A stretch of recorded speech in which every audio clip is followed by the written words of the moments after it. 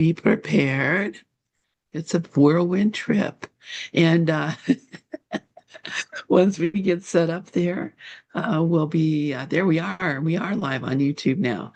We're going to be going into our study of text chapter 16. There we go. You that. See, I can do it. You can do it. I've decided I'm going to have to put sticky notes on my monitors to remind me which computer does what now, because it's strangely enough, this is kind of crazy strange. I uh, switched from one side to the other, which computer I did what with, and my brain is still wired to the other way.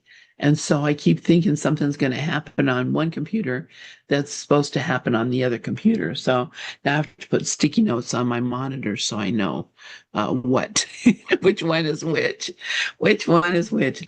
All right, you guys, here we are. And would somebody like to pray us in?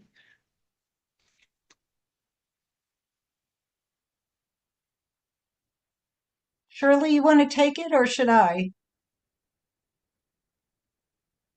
Sure. I can do it if unless you want to, Mickey. I can though. No, you go Okay. ahead. Okay, Mickey, thanks. Do Okay. it. I am here to be truly helpful. I am here to represent him who sent me. I do not have to worry about what to say or what to do because he who sent me will direct me. I am content to be wherever he wishes, knowing he goes there with me. I will be healed as I let him teach me to heal.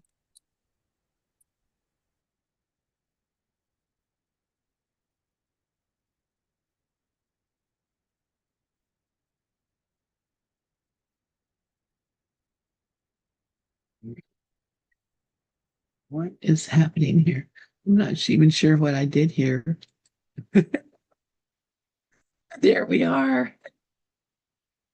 Thank you for so much for praying us in, Shirley. And we are, I believe, chapter 16, section 5, paragraph 8. Am I right or am I right? I have 9/10, which means we ended on 9, but I think we talked about wanting to do that again. So we did 9 already. We could do 9 again, or we could just Ooh, let's do 9 again because this is awesome. And it's a great it's interesting to me. We all know Helen and Bill were both psychologists. Ken was a psychologist. They spent a lot of time studying human behavior and the mind, studying all these, how and why we do the things we do, what the different, Freud or whoever said about why we do the things we do. But then Helen got this great psychologist named Jesus who knows why we do the things the way we do, knows why it is that we're doing these things. And when he's telling us about it, I find myself going into denial quite a bit, like, oh no, that's not really, oh no, that's not really. But in reality, it is really exactly what's happening. And so I think Jesus is the better psychologist because he does know the mind. Um, and he knows all the things, we're coming up, I'm not sure how, we're, that's chapter 19 is the obstacles to peace. The whole reasoning that he gives for why we're not at peace is a brilliant thesis on the human mind and the connection with the ego, the ego thought system. So that's why I love this paragraph 9, because he's really talking to us about the things that we probably deep down inside we know are true, and yet don't want to hear and don't want to talk about it. And that's why it stays hidden. because we don't want to hear it. We don't want to talk about it. But the main issue is the guilt. It is the guilt. Mickey, yes, please go ahead and you can start reading if you want to. Yeah, you just hit the nail on the head. You said what I was thinking is, why in the world would we want to think about guilt? Why in the world would we want to delve into all of this stuff? I mean, you just said it all, about relating their backgrounds in psychology to why the course came in the form that it did, and that you know Jesus, or the Christ mind, or the holiness that brought the course forward in that way was as a therapist, because the job of the therapist is to get people to talk about the stuff that they're avoiding talking about, and to realize the things that are going on inside them that they really don't want to look at. And that is the point of the entire course right there, which is pretty hysterical, and why in God's name we're doing this. I mean, Ken's talk this morning on the radio was hysterical, because he's like, when you take on this course, you're taking it on because you want to take on the job of looking at all this stuff. And that's why when you're confronted with all of it, you want to throw the book at the wall. And that's why you walk away from it, because it's so unequivocal about making us look at the stuff that we don't want to look at. So bravo for Helen and Bill and Ken and Jesus, or the Christ mind, or the holiness, whatever you want to call it, that put all this together, because for me, it works. Anyway, I will sally forth and read this paragraph. The appeal of hell lies only in the terrible attraction of guilt, which the ego holds out to those who place their faith in littleness. The conviction of littleness lies in every special relationship, for only the deprived could value specialness. Excuse me. The demand for specialness and the perception of the giving of specialness as an act of love would make love hateful. The real purpose of the special relationship, in strict accordance with the ego's goals, is to destroy reality and substitute illusion. For the ego is itself an illusion, and only illusions can be witnesses to its, quote, reality.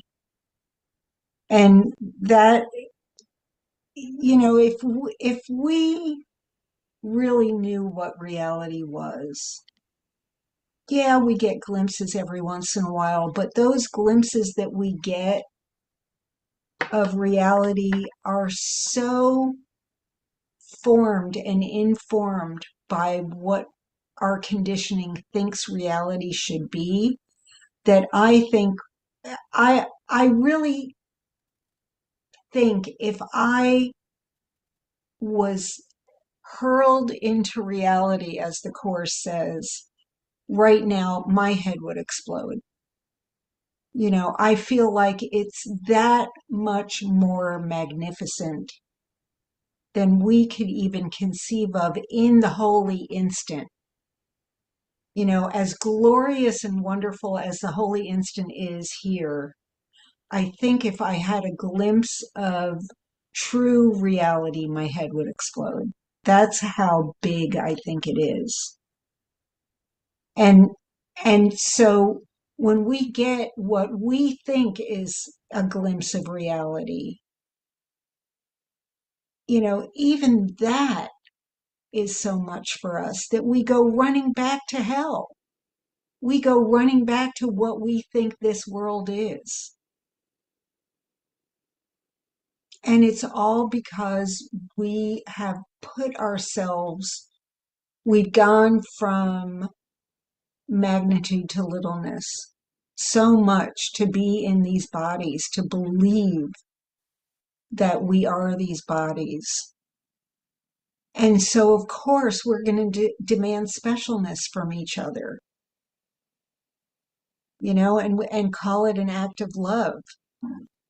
When in reality, that is just reinforcing our attachment to seeing this as reality. Every time I feel good about what somebody said to me, every time I feel a little bit special because something came to me, or I got what I wanted, or somebody said what I wanted, it's destroying reality and substituting the illusion for it. And so I just keep trusting, and I know that I've made enormous progress on this path. And I want to rush it a little. I'm a doer. I'm a striver, and I keep thinking, oh, I want to get there a little bit faster. But I know that everything that happens to me is happening because I'm listening to the Christ mind. I'm listening to Holy Spirit or whatever, and who is very gradually walking me down this path. And I'm trusting that my head is not going to explode. Okay, I'll hand the mic back. You must become headless so it doesn't explode, and that happens too. We do become headless after a while. And that's what the ego tells you. Yes, you're going to lose it, man. If you keep up on this path, you are definitely going to lose it. I love, the idea which you were kind of talking about, where he talks in sentence 2, the conviction of littleness lies in every special relationship, for only the deprived could value specialness. And isn't that why we are like, oh, thank you. I'm so glad you love me. Or however we express it, like I don't expect everybody to love me all the 100% of the time. Everything, the universe, the grass is bowing down before me, for they recognize what I am. That's I should expect that everywhere. But no, I want it just for me, not for everyone. um Shirley, I saw your hand up a bit ago. Did you want to say something? Hmm. Oh, I didn't even realize that I had my hand up, but you know what? I will say something that I wanted to when Nikki was speaking, and I wrote something down really quickly, but hell seems safer than us. It seems a safer option while we're within the dream, so the special relationships and all of that, so hell seems to be safer than us taking responsibility for our peace of mind. So we expect the other or the world to give us peace, so in expecting the change to be out there, we're not taking responsibility. So hell seems safer to the ego, because the ego doesn't want to take responsibility for the peace of mind, because if it did, we would be headless. That's all. Thank you, Shirley. Yes. Yeah, that whole idea. We're thinking, oh, well, I wouldn't believe that hell would seem safer. But isn't that the big psychology story, that when they take children away from places where they're being abused, families or whomever are abusing them, and they bring them to a place of safety, those children are terrified. Why? Because they're not used to being loved or treated kindly, or they're not used to being listened to, or they're not used to being, fed and cared for. The love that they're used to is abusive. And so, no matter who you are, no matter how loving your family was, your mother, your father, your siblings, whomever, every single one of us, when we look back in our lives, can see, oh, I was abused as a child. I don't know anybody who doesn't have I was abused as a child in their repertoire. I think maybe one or two people that I've talked to said, no, I never had any bad experiences and everything was perfect and good for me. It wasn't until I got to high school that, I started, being bullied and I was not happy or whatever, or not until I got married that, my spouse wasn't the loving person to me. And yet, how many of us, when the spouse is abusive, uh, don't want to leave because, that's also the love we're experiencing. So, the ego has really got us in a state of confusion. And the big poor thing of the state of confusion is this idea of specialness. So, the demand for specialness and the perception of the giving of specialness as an act of love would make love hateful. So, believe me, whenever love has any caveats, expectations, this is what makes love real to me. A real man would treat me like this. My real family would treat me like this. Um, our the ego's idea of reality is an illusion. And so all we do is go from illusion to an illusion to illusion, looking for reality. And guess what? You're never going to find it there because it doesn't exist there. It can't live there. Reality can't live in the dream. You can dream about reality, but reality can never be the dream. When you wake up, all that you thought was reality is gone. Just like when you're sleeping. Rev Wayne was talking about this the other day, yesterday, and very clearly, yeah.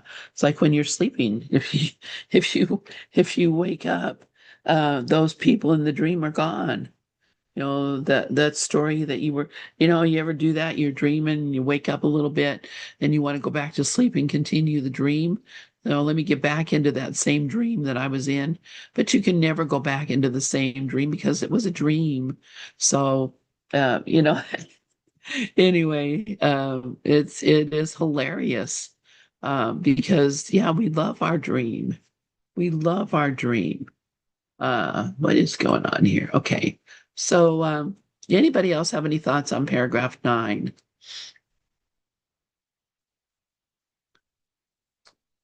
I'm looking to remember which screen to look at to see if people have their hand up.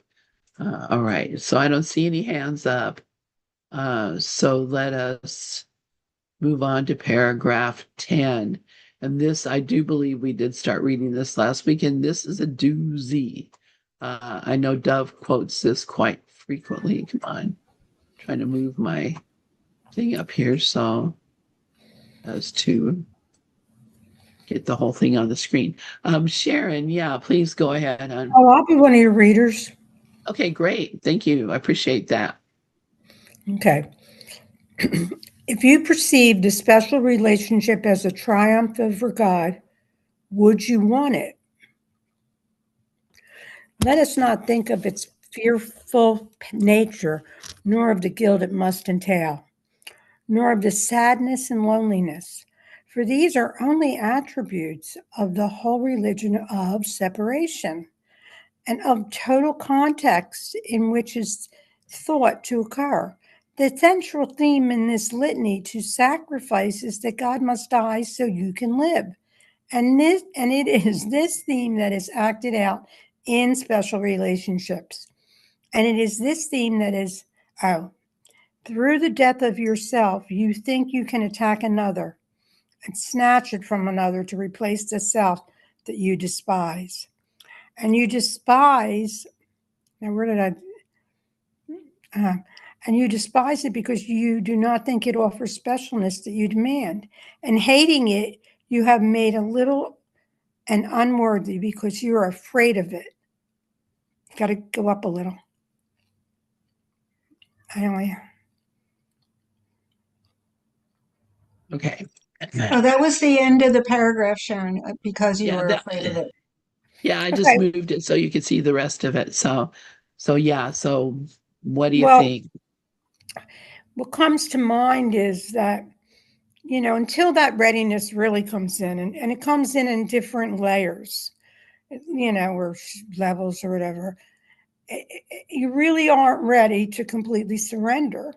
So this is why we choose again. This is why Jesus says he'll come, back again and again to keep, waking us up.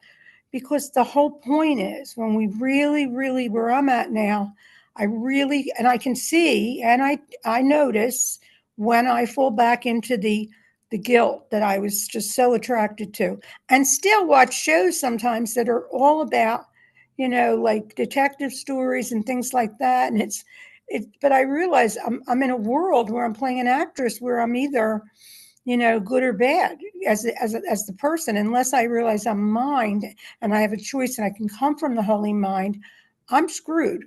I'm completely screwed because the only thing that the course, I mean, the gift that the course gives us is a gift that we get in pieces. But for me now, it's like everything, because when you come full circle with, and it's just a teaching, because I'm a big Audible person, so I listen to a lot of books.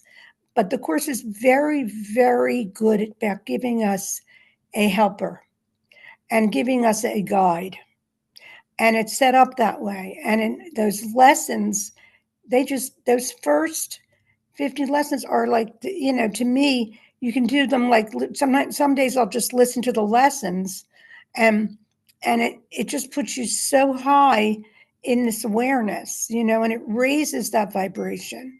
So getting back to it, the special relationship is actually a disguise for loss, because what's going to happen here if you have sex and the person doesn't work out? Or sometimes, like, the ego will say, I wish I was like her, she gets things so much quicker than me, or I wish my hair was a bit like her.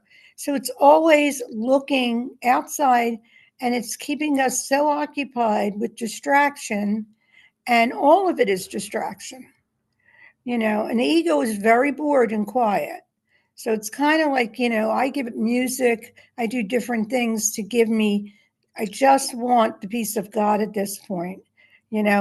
I have another urinary tract infection, which is coming from something that I haven't seen a gynecologist, and I know it's because of my age. And these things are a pain in the rear, right? But what I've used them for, like this morning, is I took a couple hours with the course, and I do that through Audible. I also look at the book. So it's kind of like, when does the readiness complete? Well, I wouldn't say mine's complete, because I'm certainly sure I still have things that I desire here. But the true desire, and the only true desire, is God. And today's lesson is all about that. That we honor the Father, that we know the Father is in every moment. And this is a reflection of heaven. So nothing happens if we get it wrong.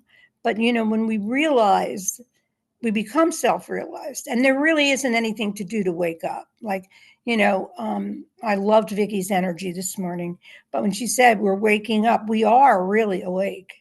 It's just the only distraction is the drug that we're on, and that's ego, and that's just a distraction of who we are. So, like, what would you rather have, fear or love? Well, we all voted on love, so there you go. And that's all I have. Thanks. Thank you, Sharon. Yeah, we did. We all voted on love, and thank you for reading. Yeah, this is it's such a thought-provoking. And honestly, Jesus is just poking at us with this.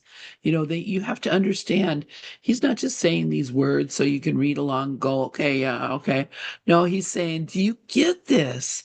If you knew that your special relationships were a triumph over God, do you think you'd really want them? And so what is it that's holding you in these special relationships?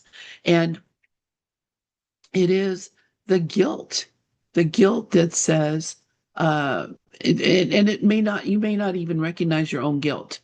And so you may be focusing on the guilt of others. You may be focusing on the guilt of the character that you see on the television, or the character that you live with in your home, or you know the the tree outside that decided to die instead of growing forever. You'll look at it and you'll think, why are you disappointing me? You're not giving me everything I want. And we say that to God. You're not giving me everything I want. I've said this before, and I will continue to say it until I've given some other thought. But the original sin, the thing that was the separation, the initiation of the separation, was the perception that God was holding out on us, that God was saying, you can't, here I'm giving you everything, but this, you can't have this. And just like the curious child, when you say, you can look everywhere in the house, but don't look in that drawer. Don't open up that closet. You can do anything else you want, but don't go like Blackbeard with his what room with all his dead wives or whatever in it. You can't go look in there. And then what, of course, is the first thing that we do as soon as mom and dad or Blackbeard leaves the house? We're going to go open that door and look in there. Why? Because we feel like we're being, God is holding out on us. Mom is holding out on us. Blackbeard is holding out on us. He's got some secret that he's not sharing. And thinking that something is not being shared, the ego loses its mind. It says, nope, I want it all, and I want to be the only one who has it all. I want people to have to come to me for it. I don't think that's the reason that people become priests or ministers or whatever, but it sure turns out that way, right? Because if I grew up a Catholic, you wanted to talk to God, you had to go talk to the priest. The priest could talk to God for you. Go talk to Mary, Mother Mary. She could talk to God for you. She could talk to Jesus. He's her son. Go use the strong arm to get mom to tell her son to do something for you. It's all this whole belief that God is holding out on us, that there is something that God isn't sharing with us. And because of that, we don't trust God. We don't trust God because, what are you not giving me that I want? But the fact is, there's nothing God has ever held back or ever not given us. That's why that whole story of the Garden of Eden is a crock. God would not tell them, you can't have this, you can't try this, you can't do this, because he's given us everything. And so, the only way that it could be that something is withheld, it's something that could hurt us. Mom says, don't play with the knives. They could hurt you. God says, don't get involved in that thought about good and evil, death. Don't get involved in thinking about that. That's only going to hurt you. And we're like, oh no, you do not tell me what to do. You're not the boss of me. I mean, am I being silly or what? But it's true. So, we think we know better. Yeah, and that's, Mickey says, why would God put something in a garden that we couldn't have? Exactly. And there's only one logical reason. He didn't. And we made up the story and said, oh, well, he doesn't want us to know about the life and the body and the, whatever. So it must be something really desirable. I can be the God myself, and you can't have it. Because that's the main thing, and then of course, how we're not going to feel guilty about that. I mean, geez whiz, you gave him everything. He gave you everything and you spat in his face. And that's what, according to the story, that's what Adam and Eve did. They said, God's holding out on us. God doesn't want to give us everything. And, I want to feel the pain of childbirth. Come on, dude. Give me give me death. Let me see what that is. Come on, don't hold back. And so, God, of course, didn't hold back either. He said, okay, you want to go have pain in childbirth? You want to have childbirth? You want to have babies? You want to have your baby die? Okay, I'll give you that to you. You go see how much you like that. You go see how much you like death. You go see how much you like pain, starvation, all these different things. And then you can come back and tell me, yeah, I really want that forever.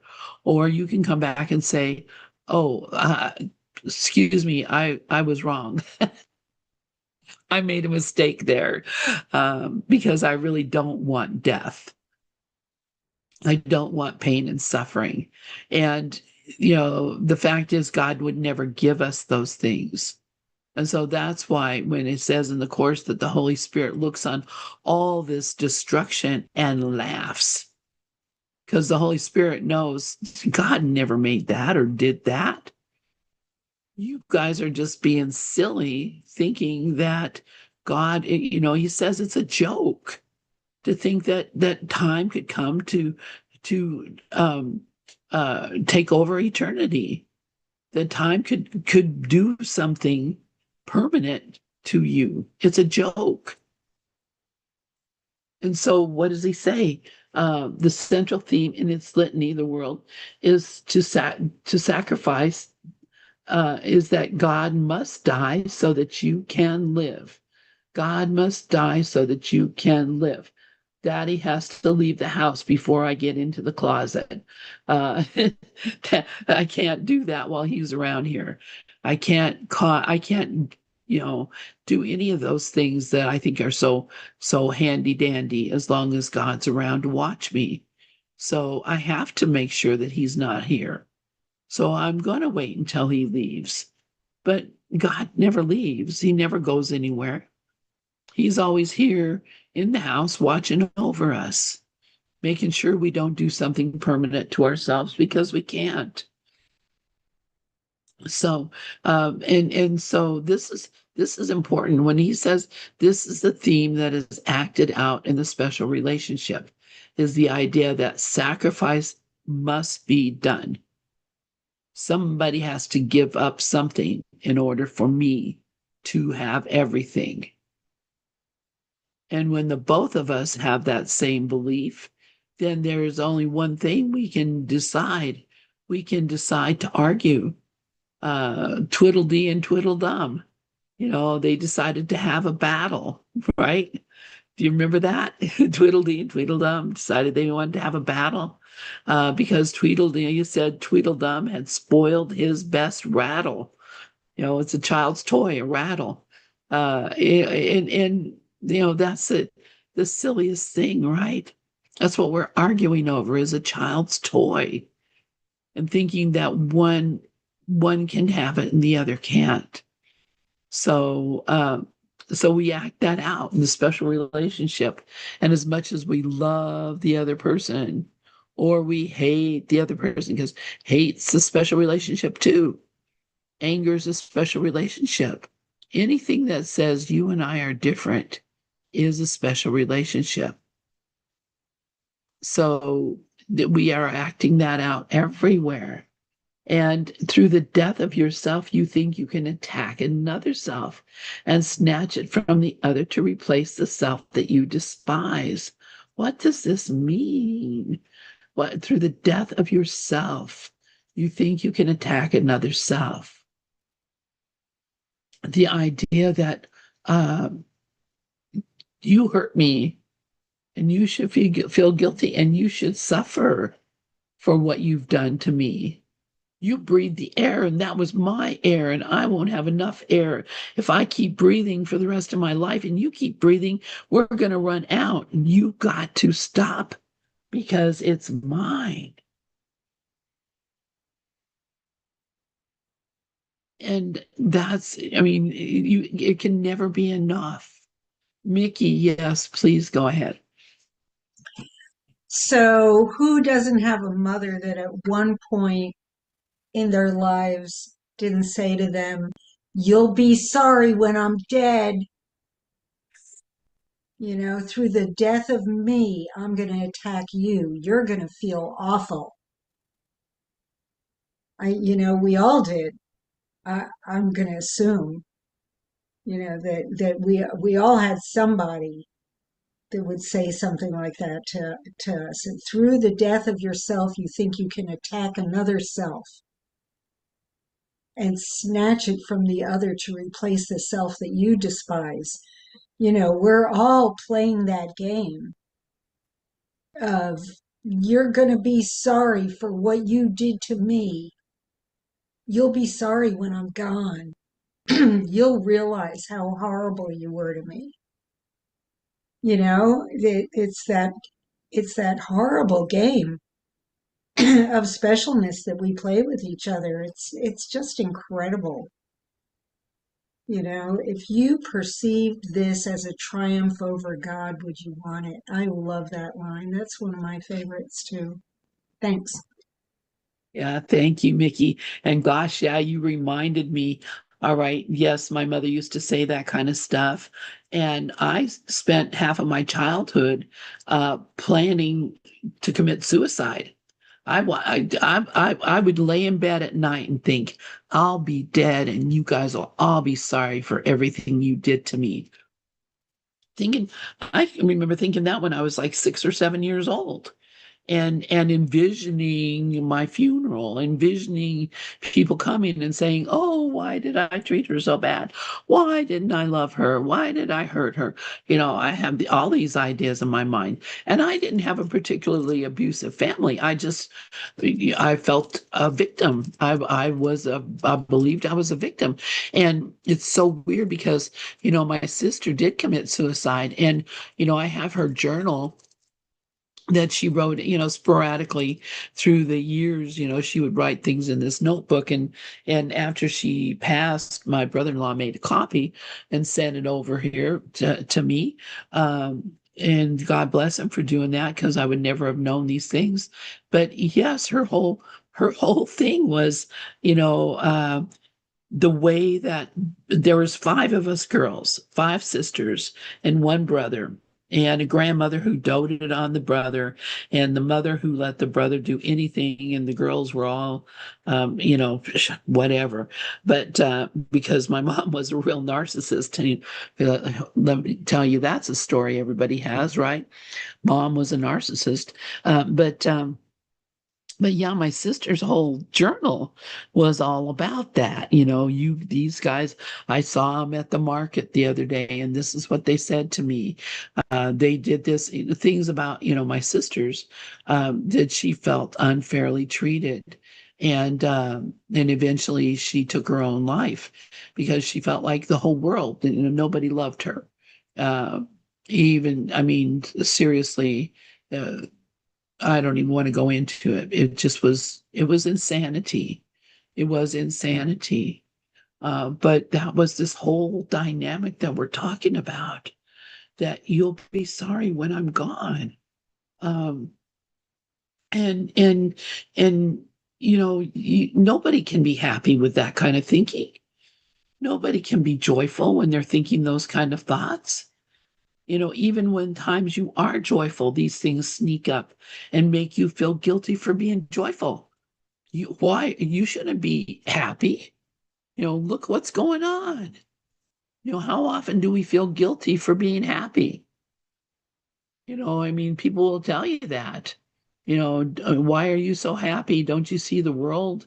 Don't you see the politics? Don't you see the starvation and the sickness? But the Holy Spirit's joyful, and the Holy Spirit sees those things, and the Holy Spirit laughs at them. And why? Because it knows it's not true. It knows it's not true. The only reason I am crying is because I believe it is true. So yeah, this is how we go through our lives, day after day after day, until at some point we say there's got to be a better way. And that's when we start really taking this book seriously, is recognizing there is a better way. So anybody else have any thoughts before we move on to the next paragraph?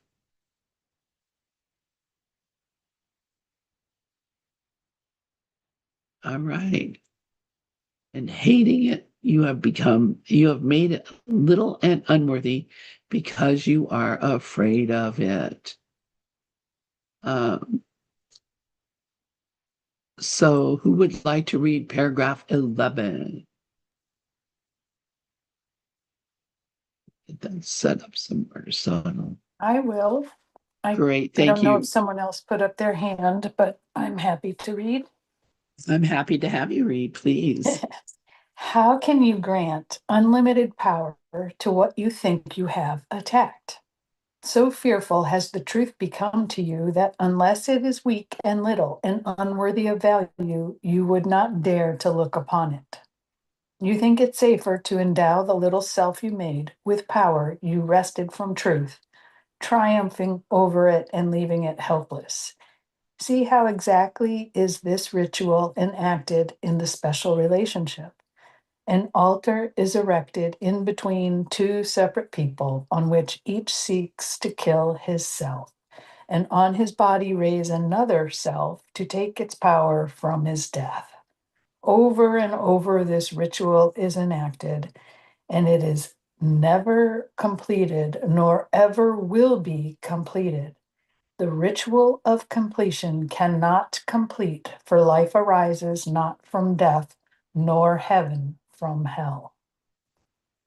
And that is very loaded. And while Lynn, you were sharing, I had a lot of different memories and thoughts. And I see a sister connection with you that is pretty powerful in my mind. But the end of this paragraph reminded me of that movie Cloud Atlas, where two people meet and find each other in every century over, like, I don't know how many lifetimes.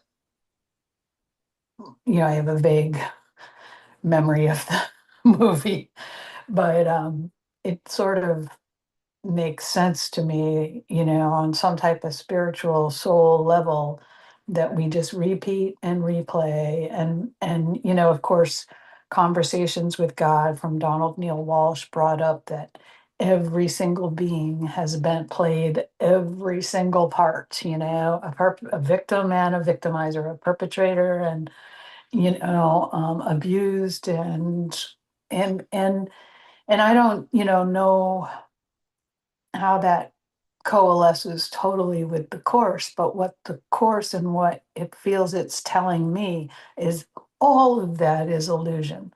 The truth of I am is the essence of God and has everything and all within, never needed or truly wanted anything outside, just being at home and one with this power, with this love, with this God, with this grace. And I don't know exactly what all that means when it comes to life, but I love thinking of God as my life, as you know, um, not my personal life, but my life essence. And that can't be tainted, can't be destroyed, doesn't need defense, is changeless, can't be changed, no matter how many lifetimes, no matter how much I imagine in awareness, it was only ever light, a spark, nothing that can be messed with. And, and it was interesting when I was listening to you, Mickey, not to call out to the other people on the call, but when you were saying that, to deny specialness is to say that I don't get to have what I want. And it's like, I want to celebrate every joy, every time I see a beautiful sunrise or a beautiful sunset or joy in another. And I understand from my own personal journey that that means I have to love the garbage too, and the infirm and the disabled, and the all of the mosaic creates this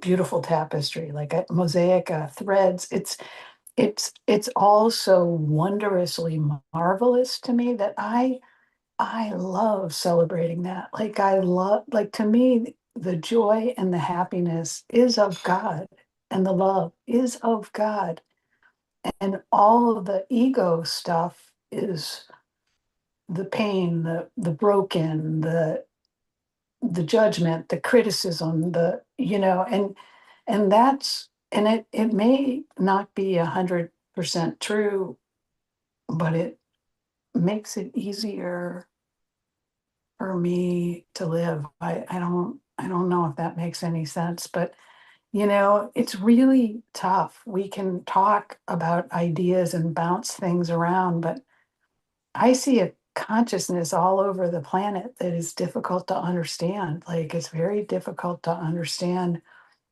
But love, like we were saying yesterday, a smile is the same in every language, and we can lift each other up. And I totally got myself in a sweat just talking to you guys. So I'm going to stop talking now while I fan my flames.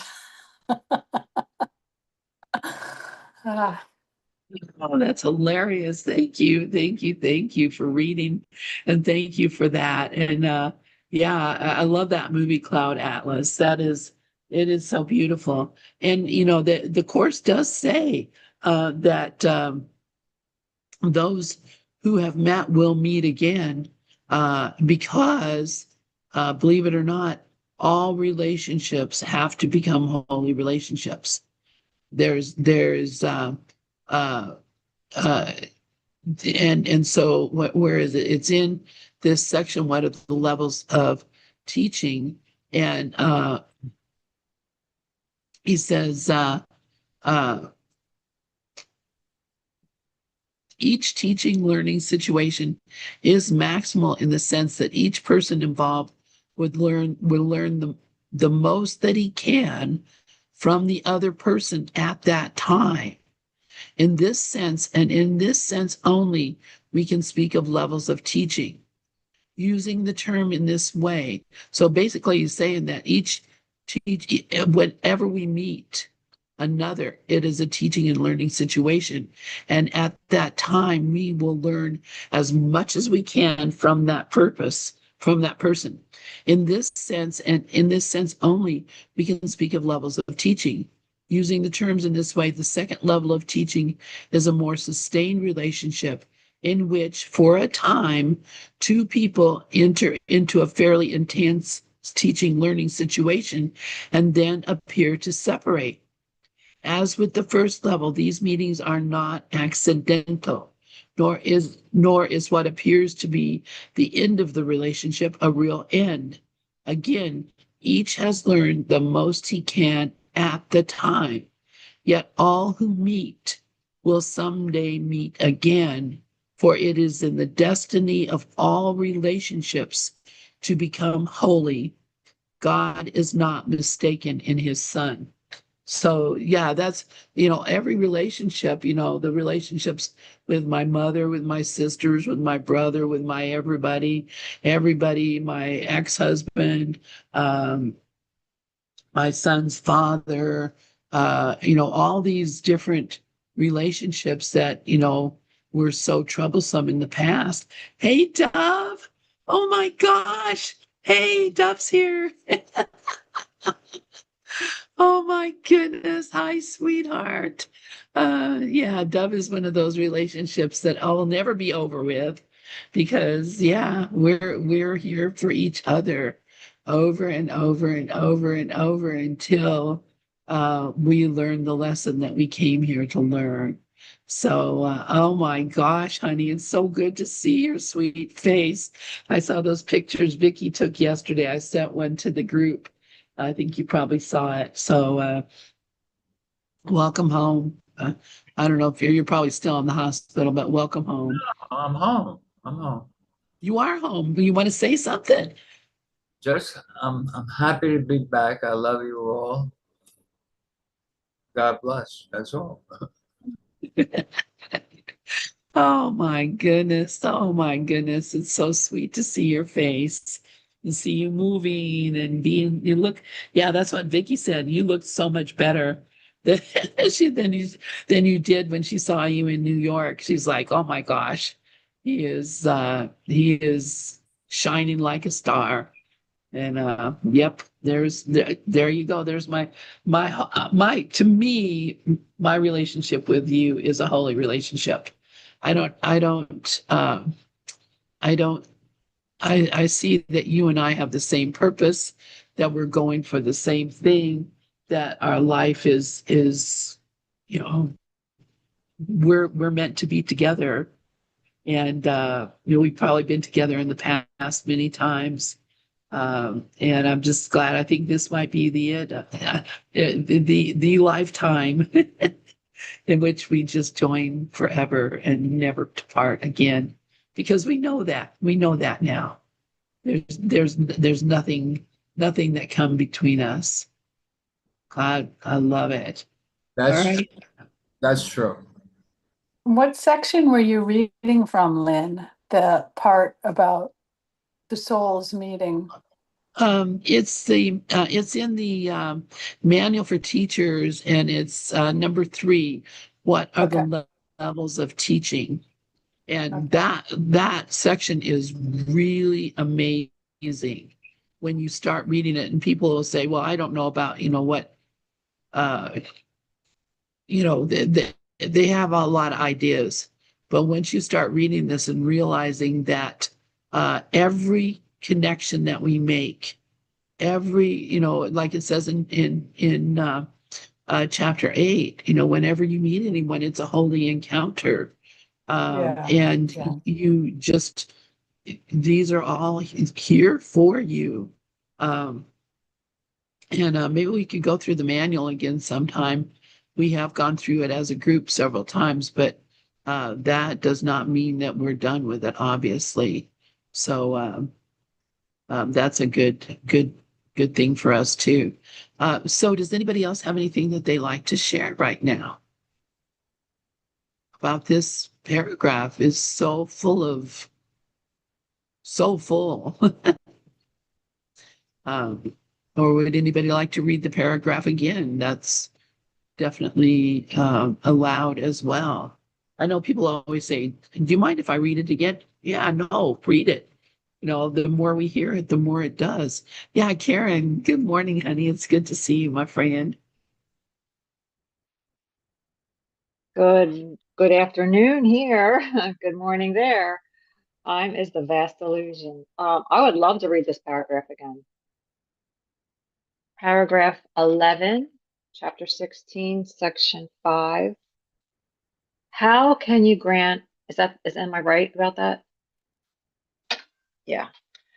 How can you grant unlimited power to what you think you have attacked?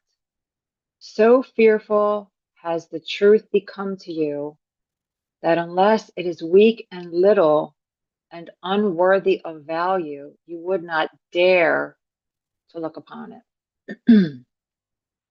You think it safer to endow the little self you made with power you wrested from truth, triumphing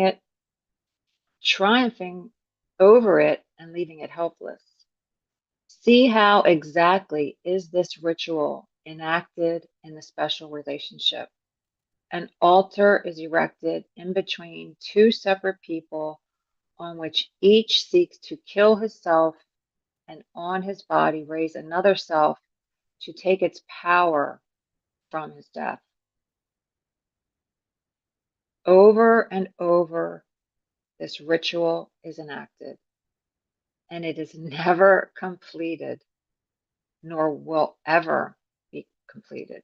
The ritual of completion cannot complete, for life arises not from death, nor heaven from hell. Wow, it's pretty deep. So I guess I never saw this, that and never it is never completed, and it will never be completed because it's not the truth, and the truth, only truth is true, and the truth he's telling us has become so fearful to us that we mistake truth for illusion and illusion for truth, that we don't know what's best for us. We don't know our own best interest, and we don't know what anything is for unless we ask the Holy Spirit and we go to our right mind, because the ego is always going to be wrong. The ego is always going to think it knows. The ego is always going to put the body first and special relationships first. And I'll tell you, I was just talking to Mickey earlier, and I am like so grateful to be here because all my time's been devoted to this. I would say it's a special relationship with my uncle. I wouldn't say it's holy. It's very special, and he takes a lot out of me. I'm telling you what. I'm absolutely exhausted, and I'm just so grateful to just have a little break and be here. I just easily, it's like when you have a small child and the child continually makes a mess and you're like constantly cleaning up after. It's like, just leave the fucking mess. I mean, why even clean it up? Because you know it's going to be made again. I mean, just leave it. It's really interesting. So I'm grateful to be here, and I'm not I just live in the moment. So the more that I love him, the more holy it becomes. The more that I lose my patience, then I'm in the ego. So it's just paying attention. It's just actually paying attention. The holy relationship is a change of mind to me. It's like I'm either in the ego or the Holy Spirit. It's the only two choices I have. So it's never a big thing. It's not like it's you look inside and see there is no lack. You look inside and see that we are equal. Only equals are at peace. And the holiness comes when I see his interests as the same as mine. And that's my main interest right now, is seeing that. And yeah, he's something. He's something else. I love him to death. But boy, oh boy, it's a great classroom. Thanks for letting me share.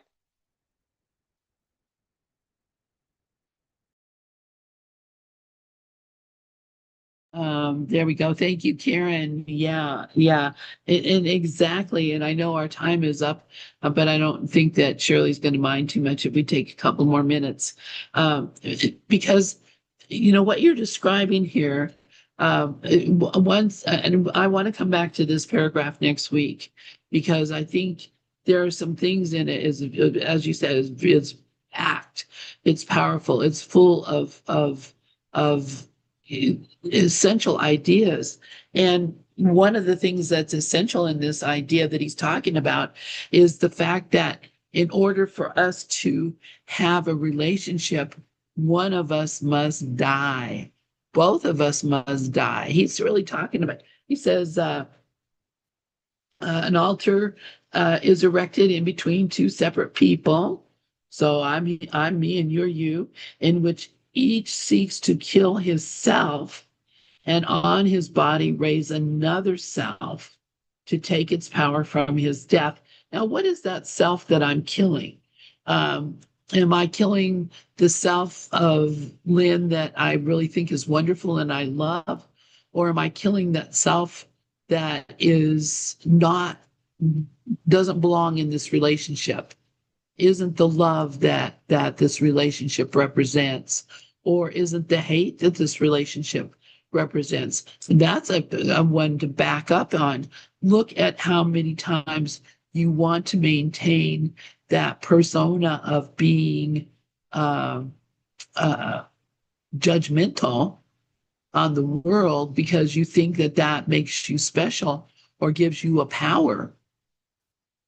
You know, when I look at the world and I think I have the answers for every question, then and the answer is always it's got to change. It's got to become what I want it to be. Well, it's that same way with a person. If you want to love a person, that person has to be what you want them to be.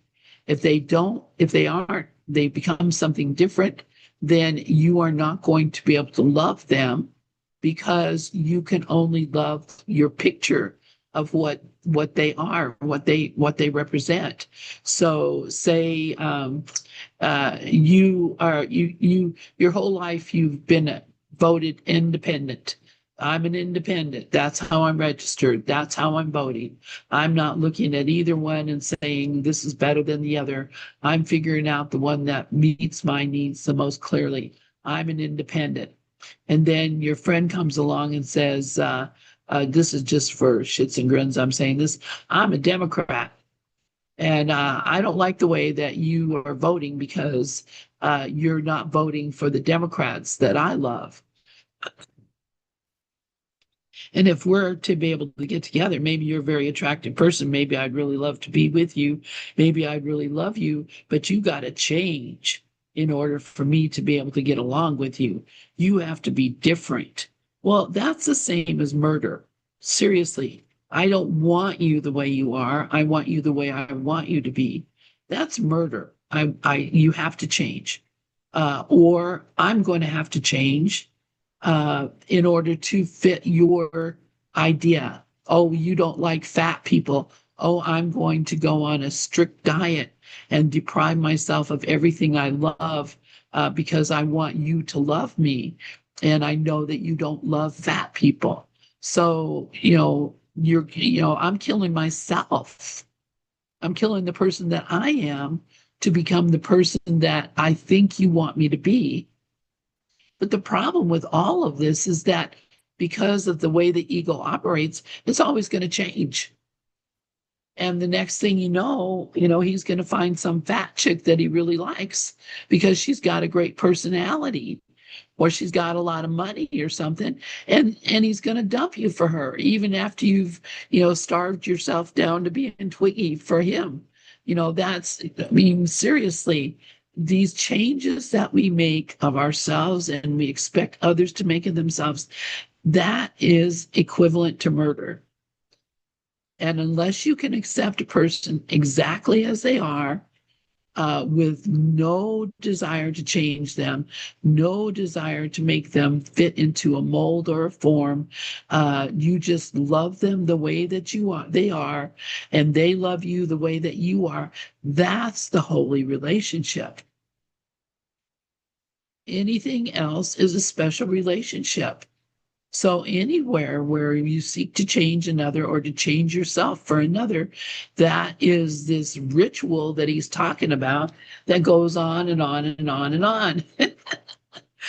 Sharon, yeah, please go ahead. And then I'm going to close You this know, out I here, man. spoke about it last Thursday. That Regina put something on Facebook about love, and it was exactly what you were really explaining. Love is really acceptance. It's not about preferences. It's really about accepting everything as it is and not trying to change it. That's total love. But I can't remember. I read it on Thursday because I thought it was very striking and very, it was just a good way of explaining what love is. But I do feel like every one of us has a special relationship. I mean, not a holy relationship. I might have specialness come out with certain people that I know better, but if I see everybody as essence, then I'm in Christ. So I don't have to say like, oh, I have a holy relationship with so and so, and then the other people think I don't have it with them. When in fact there are no people. It's just this one big like golden light that we are living through. So that's all. So I was thinking, it's yeah. There's the thing that I see is how quickly fear likes to like knock me down, knock me over. with just a judgment or just and it does weaken you. There's a whole different energy when you stay in the present light that we are. Now you can't stay there all day either, and you will fall back. But the whole thing is, it's a process and a process in the now only. Because anything you mess up, you're in a dream again, and that's meaningless. So that's all. It's like Yeah, Karen with thank no you. exceptions. With no exceptions. Exactly. Exactly. Love, love makes no exceptions. That's the name of my blog site. Love makes no exceptions. I haven't written on it for years, but it's still up there. And anyway, all right. Thanks, you guys, so much. This has been wonderful. I'm going to go ahead and close out this YouTube. And thank y'all for listening to us on YouTube. If you are, God bless you, and we love you. And you can always come in and join us. That's the invitation.